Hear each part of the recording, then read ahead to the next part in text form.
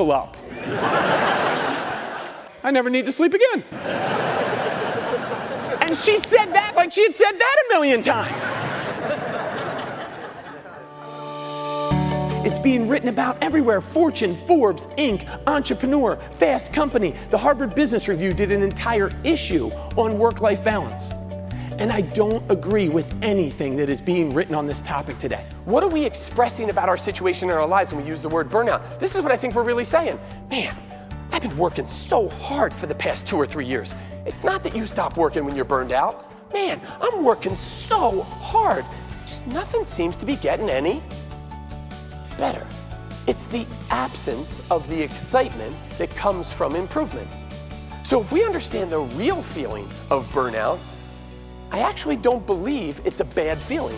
You don't think burnout has benefits to it, but when you think about what it's inspired in us, right? It's your body and your mind's way of saying it's time for you to learn something new, acquire a new skill, gain a new experience, set a goal and achieve it. It's time for progress, for movement, for advancement in your life. It's time for momentum. They're bringing in a motivational speaker. Oh, see, you know I didn't know. But I can't because my shoe's not tied. Shoe! Shoe!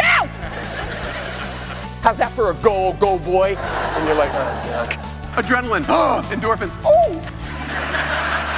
You're like, oh, I'm getting credit. I'm getting my credit.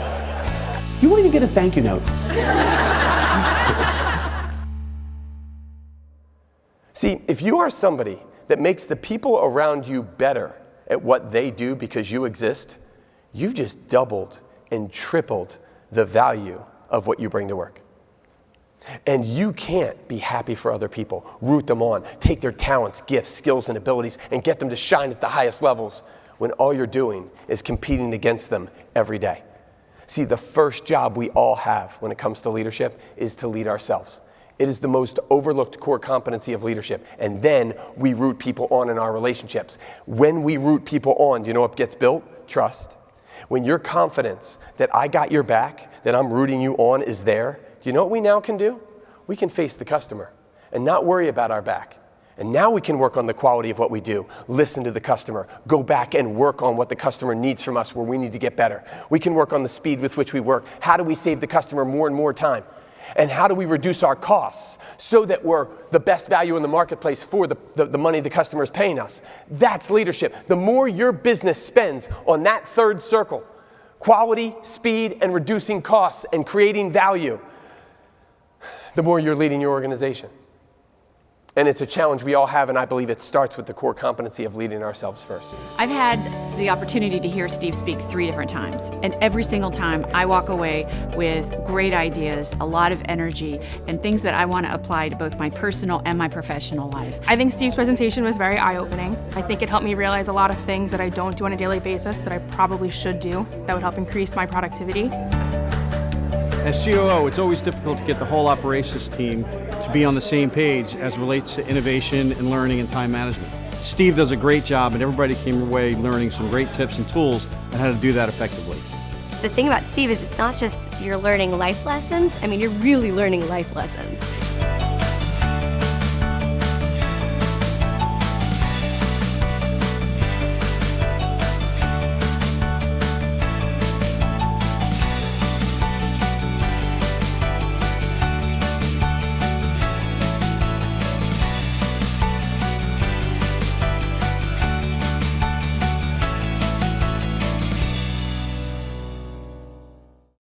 So you've planned the perfect day. You have your calendar set for the day. You've created your to-do list of things you're going to do when you're not in your meetings. And then someone stops by and says, hey, Steve, do you got a second? There goes your whole day.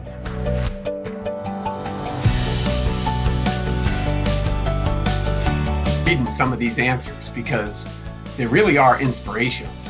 There are 2 emotions that help us to do these 2 things, desire and fear, right? I desire a benefit. We could prioritize them based on deadlines, and the question that would go with that is, when's it due? Tomorrow. Very easily pushed off till tomorrow. So I nickname these decisions the things you don't have to do today. Why aren't we spending more time in this category? Okay, the problem resides in the pattern your brain uses to make decisions. There are decisions that find you, and there's decisions that you go find. And we're just looking at how much time you spend in these 2 categories. Because when you create a to-do list, Every task on that list falls into one of two categories: to move towards a benefit or to prevent a consequence. It might be a mix of the two, but these two motivations are behind every decision you make. Welcome, everyone. I have 3 presentations for you guys. It has been 10 years that I've been working with the Ravens. Also work with a lot of teams in the NFL, NBA, Major League Baseball, and hockey as well. I've been doing this for 20 years. Also work with companies like Google and Disney and Under Armour and John Deere and Campbell Soup and Subaru and all the clients that you guys are selling to for your sweet boxes and premium sales. They're my clients as well.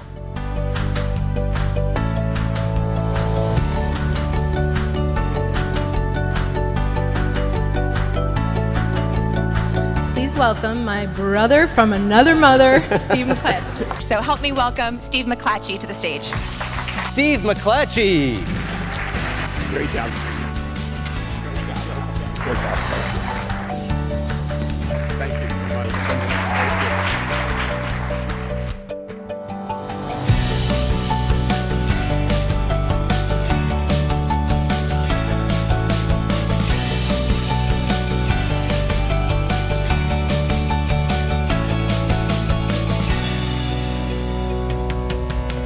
One was down.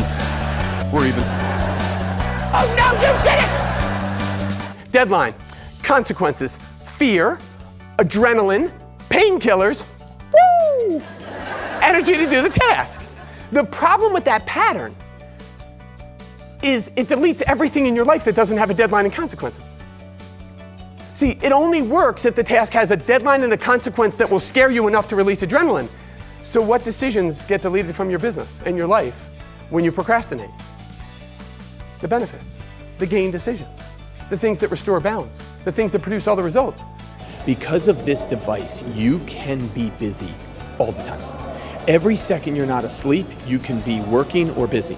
So it's become a relevant topic again that the have-tos can fill the whole day. And we've all experienced weeks that go by or months that go by and we wonder what we accomplished. What is leadership? It's when you take your life, your relationships, and your business, and you lead them forward. You improve them. You make them better than they are today. What's management? You keep them where they are today. So my one-word definition of leadership, my one-word definition of management. Remember, my passion in life is simplification. What's leadership? It's improvement. What's management? It's maintenance. What's mismanagement? You made it worse. See, if these were our definitions, and there are so many different definitions of leadership, right? But these are my definitions. And what I love about these definitions are 2 things. One, if our definition of leadership was improvement, then it would no longer be a title. It would no longer be a position or a seat that you sit in. Leadership is now a result you produce. And I would also love this about this definition. You would never arrive at leadership. It would be continuous, ongoing, never-ending improvement. That's what leadership would be. Hey, I made things better. Oh my gosh, that's great, that's leadership. Now make things even better. Hey, great news, I made things even better. Oh man, that's more leadership, fantastic. Now make things even better. Okay, this is exhausting. It is. Leadership is absolutely exhausting. But I have some great news. It's really exciting. Why? Things are getting better. You're not hoping they get better. Things are really getting better, and excitement naturally follows improvement. I'm Steve McClatchy, and I'm with the Best of the Class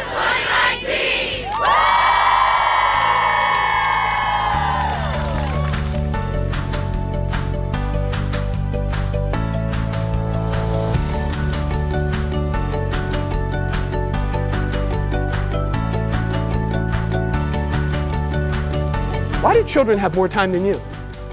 They delegate.